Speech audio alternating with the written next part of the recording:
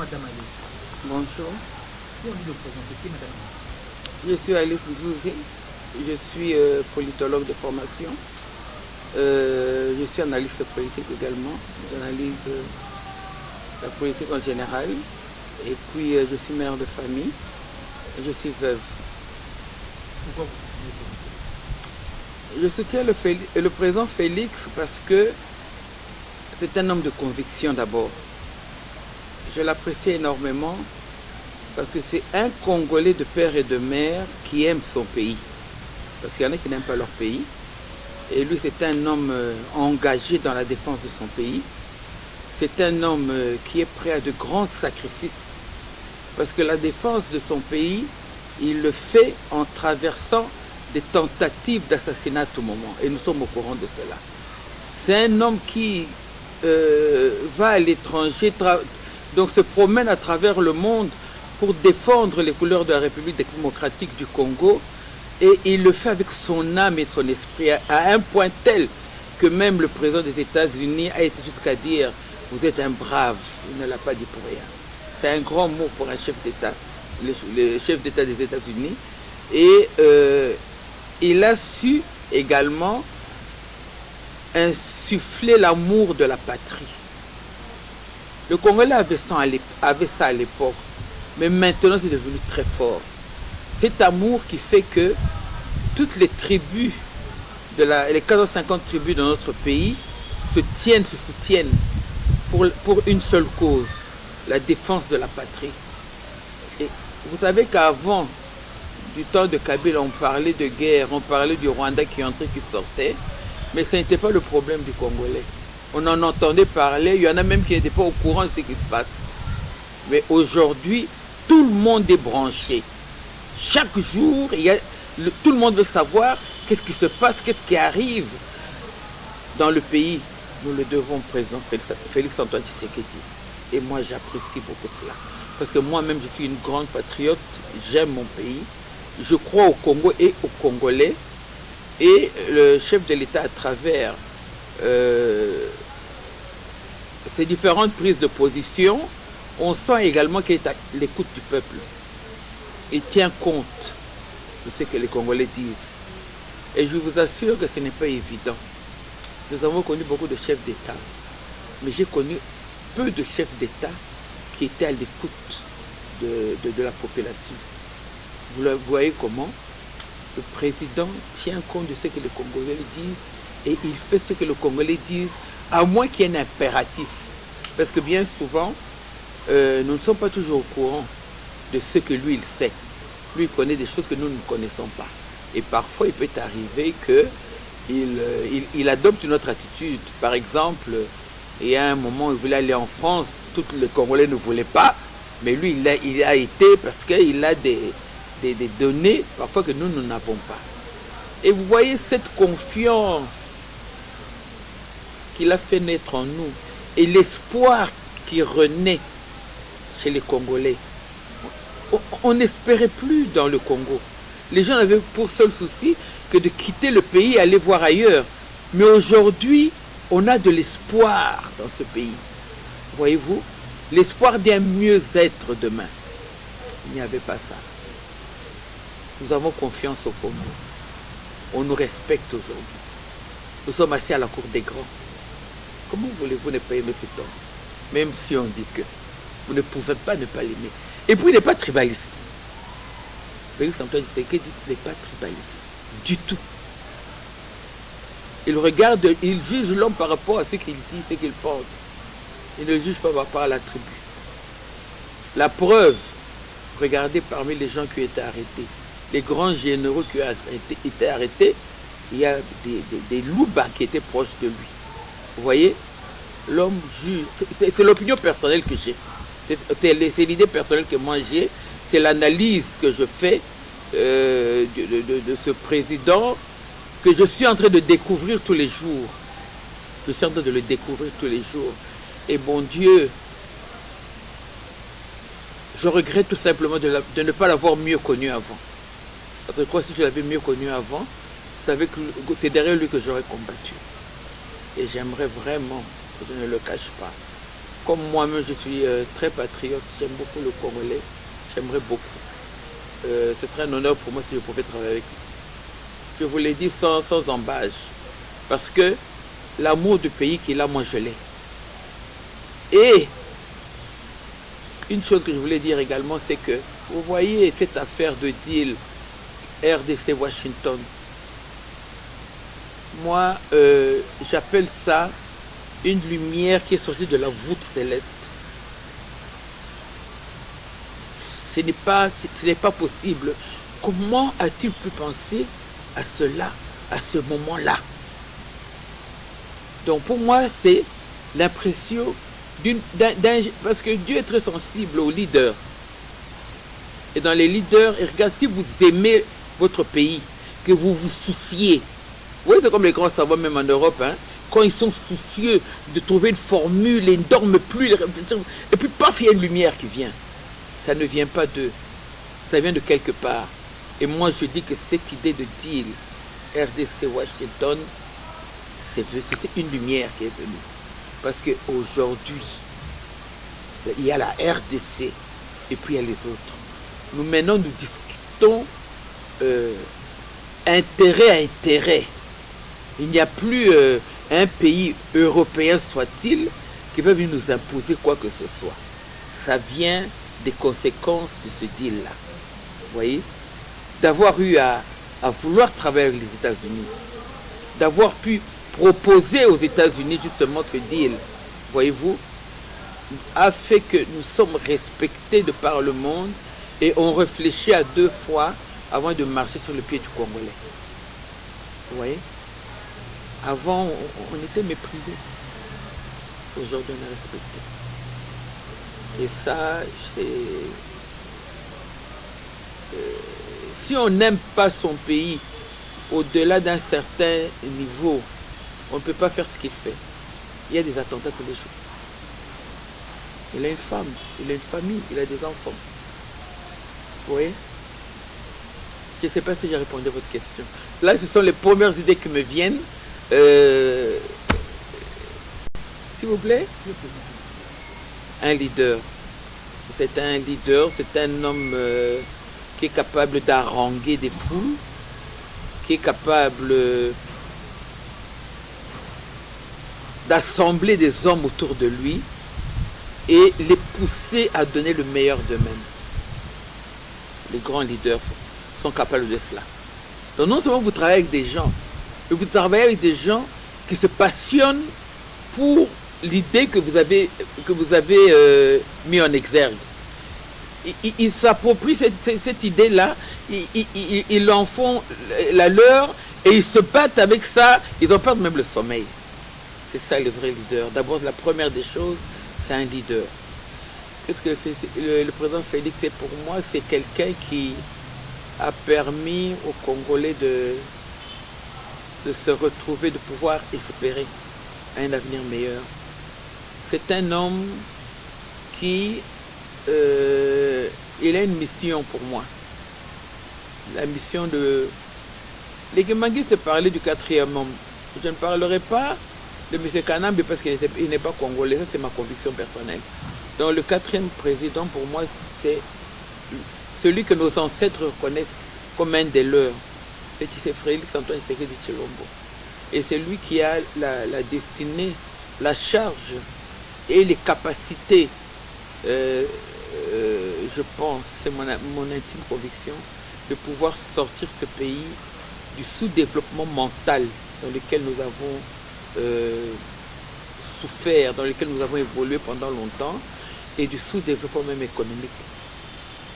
Il a ces capacités-là. Madame Alice, Oui. entre vous-mêmes, vous avez touché la constitution de notre pays. Oui. Rédigée à 2005, si on fait bonne mémoire. Oui. 2006. 2006. Oui. Il y a beaucoup de cailloux qui se circulent en République démocratique du Congo. Oui. M. Bati, on l'a jugé comme un traître, beaucoup par là. Le chef de l'État lui-même avait dit à évoqué il faut changer la constitution. Il faut monter. En tant que vous, une femme battante, Oui. est-ce par rapport à cet phénomène qui est en train de gangoler ces derniers temps, Oui. vous êtes pour ou contre de changer ou de modifier? Je suis pour un changement de la Constitution. C'est-à-dire que l'esprit avec lequel cette Constitution a été mise en place n'était pas un esprit congolais. Cette Constitution n'a pas été faite dans le sens d'aider, d'apporter un plus pour le peuple congolais. Moi, j'appelle cette Constitution une Constitution des belligérants, qui pour la plupart était composée des Rwandais. C'est la Constitution de 1+4 qui permettre aux groupes armés qui s'étaient réunis de pouvoir travailler ensemble avant les élections qu'ils avaient mis en place. Vous voyez, ce n'était pas une constitution faite dans l'esprit des intérêts du Congolais. Donc l'esprit et la lettre de cette constitution sont déjà biaisés. Donc nous avons besoin d'une constitution qui est mise en place d'abord par des patriotes, par des fils du pays, par des gens qui pensent Congo, par des gens qui veulent l'intérêt du Congo et des Congolais, par des gens qui sont conscients que notre intégrité territoriale, que les frontières de notre pays, le Congo est un bien congolais pour les Congolais. Il faut protéger, n'est-ce pas, notre espace. Donc, la lettre et la pensée de cette constitution, même s'il y a quelques articles qui sont dedans, qui paraissent positifs, comme l'article 14, n'est-ce pas, qui parle des droits des femmes, mais majoritairement, il faut la changer. Pour moi, il faut la changer. La changer ne veut pas dire qu'on ne peut pas reprendre l'un ou l'autre article, mais déjà l'esprit de la Constitution sera différent. Il faut un autre esprit. Et la lettre aussi doit être modifiée. Alors, Madame Alice, une question. On dit changer la Constitution, modifier la Constitution, comme vous l'avez dit, pour le changement de la Constitution. Dans ce cas, il y a des gens qui disent d'abord que le pays soit libéré par celle qui reste dans le pays, le Rwandais, évidemment. Non. Puis qui reste là, il faut d'abord libérer l'espace, organiser un dialogue avant qu'on puisse aller changer la Constitution. Non. Je dis 3 fois non. Pourquoi? Parce que ce qui donne le courage aux Rwandais, n'est-ce pas, et à ce voyou de Kagame de pouvoir parler fort et faire tout ce qu'il fait, c'est justement cette constitution. L'article 217, si je ne me trompe pas, de cette constitution, qui permet le morcellement de notre pays, c'est sur base de cette constitution qu'il est en train de parler. Donc c'est maintenant que nous devons changer cette constitution. Parce qu'elle dessert le Congolais et le Congo. Voyez-vous? Il faut que nous changions cette constitution le plus rapidement possible, justement, pour enlever les envies expansionnistes qu'ont certains dirigeants, pas seulement le Rwanda. Doit-on parler de l'Ouganda? Doit-on parler d'autres pays que des visées expansionnistes, n'est-ce pas, sur notre pays? C'est maintenant qu'il faut la changer le plus tôt possible. Et je me demande même pourquoi ce n'est pas encore, le référendum n'est pas encore fait. Il y a un retard. C'est maintenant qu'il faut le faire. Pendant cette guerre, il faut le faire. Mais pourquoi 2023 vous n'avez pas fait ça? Vous attendez seulement que ça vous reste 2 ans pour vous évoquer ce changement de constitution? Oui, pourquoi pas 2023? Il n'y a que les imbéciles qui ne changent pas d'avis. Il faut être là, il faut avoir le courage de regarder les choses en face et de pouvoir réfléchir et revenir sur ses propos lorsqu'on a mal réfléchi. Voyez-vous? Je dis bien, je dis qu'il n'y a que les imbéciles qui ne changent pas d'avis. Il faut avoir le courage. Et c'est une preuve de maturité que de regarder un fait et de savoir qu'il est mauvais et avoir le courage de dire non, il faut changer ça. Et quand on voit certains Congolais justement refuser de comprendre que nous sommes dans une période où nous sommes attaqués par des gens, on dirait même un peuple de nomades qui n'ont pas de pays, qui ne savent pas où aller, qui sont en train de se promener, en train de déranger les gens dans leur pays, de chercher où s'établir, ou tout cela, et qui se sont arrangés avec leurs cousins, entre guillemets, n'est-ce pas, qui étaient à la tête de ce pays avant M. Tshisekedi, pour nous pondre une constitution qui permettait le morcellement de notre pays, qui permettait le vol de nos territoires. Il faut stopper ça. Madame Alice, alors, la même constitution qui, selon vous, a été rédigée par la constitution qui, hier, ceux qui sont au pouvoir aujourd'hui, avaient refusé de la modification. coalition de la religion. Aujourd'hui, c'est les mêmes personnes qui ont suscité encore la même question. Là, on peut parler de l'obstinement politique. Je viens de vous dire qu'en politique, on ne peut pas rester statique. L'homme évolue, les pensées évoluent, les choses évoluent. À l'époque du 1 plus 4, n'est-ce pas? Et tout le monde avait trouvé que cette constitution était bien. Mais lorsqu'on va en profondeur maintenant, et lorsqu'on réfléchit, on a beaucoup appris aujourd'hui sur ce qu'étaient les relations entre le pouvoir comment on appelle ça, de Kanambe et le Rwanda. C'est aujourd'hui qu'on a beaucoup appris. Tout ce qu'on sait aujourd'hui, on ne le savait pas avant. C'est à 2015 que l'UDPS avait refusé qu'on... Oui, mais même l'UDPS ne savait pas ce qui se passait en réalité. Qui pouvait savoir que Kabila était complice de Kagame pour voler nos terres rares, pour partitionner notre pays? Qui pouvait imaginer ça? On ne savait pas ça. On ne savait pas que les guerres Pont-Morange, n'est-ce pas, dont on nous parlait à l'époque, on ne savait pas que tout ça était une farce. C'est une farce, une vulgaire farce. Ces deux hommes se sont moqués de nous pendant 18 ans. Mais moi qui vous parle, je ne savais pas tout ce que je sais aujourd'hui. Je ne savais pas tout ce que je sais aujourd'hui. Qui pouvait imaginer que ce monsieur qui était à la tête du pays était un usurpateur à tous les niveaux? Qui pouvait imaginer qu'il offrait les terres rares de notre pays aux uns aux autres pour qu'ils se taisent, que ces États se taisent, que l'Europe se taise, que le monde se taise face aux atrocités qu'on vivait? Qui pouvait imaginer? Vous ne le saviez pas non plus, je suis sûr. Moi aussi, je ne le savais pas. Aujourd'hui, on voit des Museveni, on voit plein de chefs d'État, même celui de l'ancienne Afrique du Sud, en train de revendiquer des terres en RDC. Des carrés miniers. Qui savait ça? Il y a beaucoup de choses qu'on ne savait pas, qu'on découvre aujourd'hui. Que ce monsieur n'était pas venu pour construire le pays, il était venu pour assassiner le Congolais. Qui pouvait savoir qu'on tuait les Congolais sur la terre congolaise pour implanter des tribus Tutsi à leur place? Qui pouvait imaginer ça? C'est la pire, c'est la haute sorcellerie. C'est c'est une méchanceté, c'est un machiavélisme extraordinaire. Madame Alice, Attendez, parce que vous savez que lorsqu'on tue des Congolais pour les remplacer par d'autres tribus, après 20 ans, 30 ans, les Congolais sont tués en coulisses. Ces tribus se retrouvent majoritaires. Ils balkanisent la province. Et vous imaginez la monstruosité? Qui pouvait savoir ça? Qui savait ça? Madame Alice, le chef d'État a appelé le dialogue. Il a dit qu'il faut dialoguer. Mais la plupart des gens que le chef d'État a demandé pour dialoguer, le dialogue entre Congolais. Oui. Nanga, il est condamné à mort aussi. On ne peut pas dialoguer avec Nanga. Il faut dialoguer avec le président, avec le commandant du M23. On ne peut pas. D'abord, c'est un condamné à mort. D'abord, lui, là, comme il se promène, il est condamné à mort.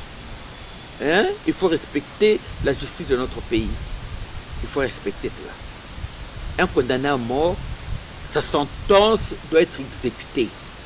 La sentence est exécutoire. Est-ce que vous comprenez? La peine de mort existe en RDC.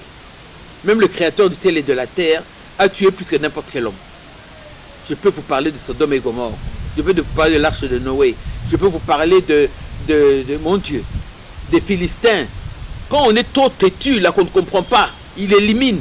Alors nous qui sommes ses enfants, nous pouvons nous croire qu'on est plus que lui? Non. Quand on a un dialogue, oui. Mais avec les Congolais. Moi, je suis congolaise, non? Et je peux pas dialoguer aussi avec moi. Avec Matata On ne peut pas dialoguer avec des gens qui ont des accointances avec le M23 et avec le Rwanda. On ne peut pas dialoguer avec ces gens-là. Parce que pourquoi? Ils veulent nous prendre ce que nous ne voulons pas leur donner. On va parler de quoi? Ils veulent notre terre. On va parler de quoi avec eux? La vision du chef de l'État pour la RDC n'est pas la même que la vision de Kagame pour la RDC. N'est pas la même que la vision de Nanga pour la RDC. N'est pas la même que la vision de Kabila pour la RDC.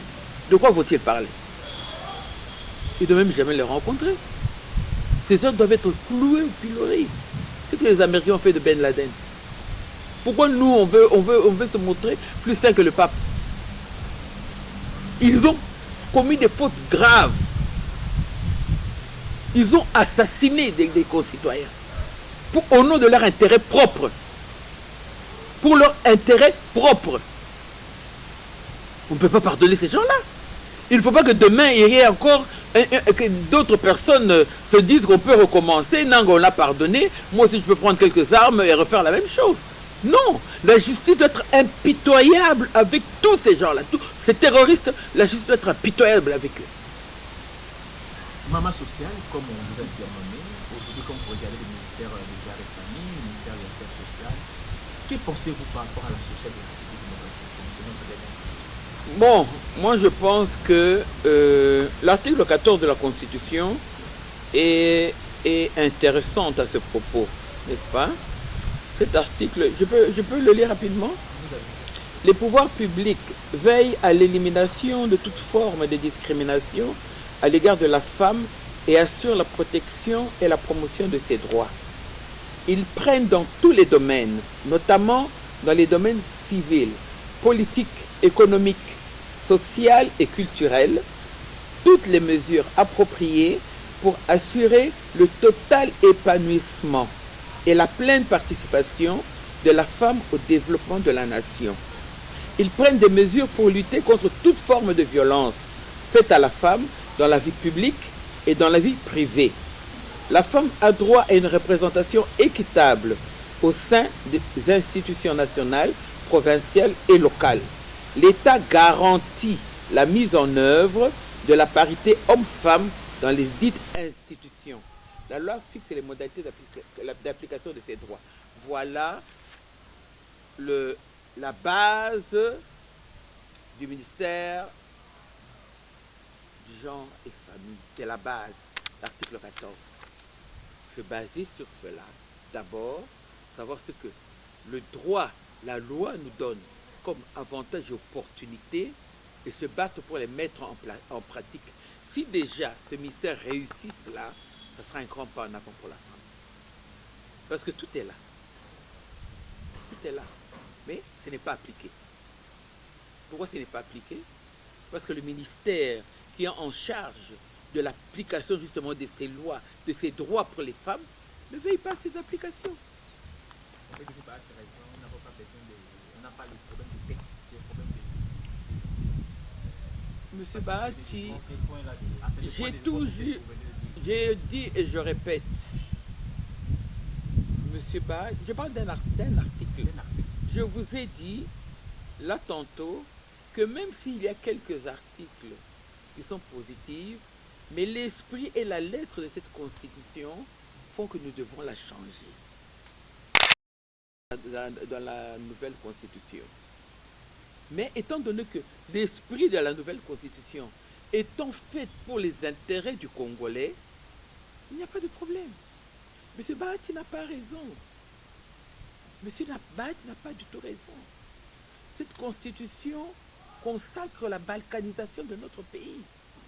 C'est une honte. D'ailleurs, personnellement, je me dis, ceci explique peut-être cela. Sa mère a été enterrée à Kigali, n'est-ce pas? Alors, ceci peut expliquer cela. Merci beaucoup, Madame Alice, de nous accorder cette entretien. C'est moi qui vous remercie. Madame Alice, nous sommes les femmes, les femmes de maman de Mars.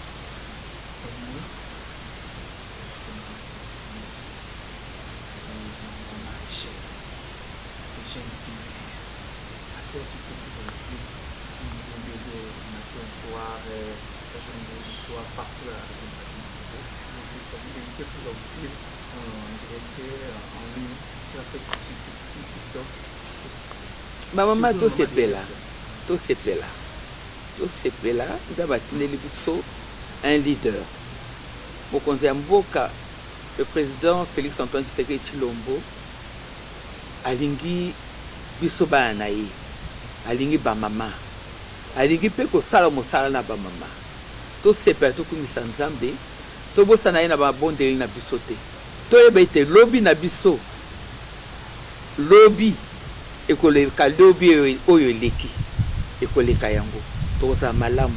Naza na confiance, naza na conviction que mboka na biso ekokende liboso. Bamama ya este bolala na kimia, bitumba esesi, tozwi mokonzi ya mboka, tosi tozwi ye. Et naza na kondima ete d'ici peu de temps ezala bino bamama ya est, ezala bamama ya ouest, ezala bamama ya centre, basi nyonso tokosepela. Et tokomona pe que article 14 na biso oyo nauti kotanga oyo eza koloba oyo nyonso esengeli mpona bamama bakende liboso, tokomona yango na misala oyo nga na kokoloba yango wana.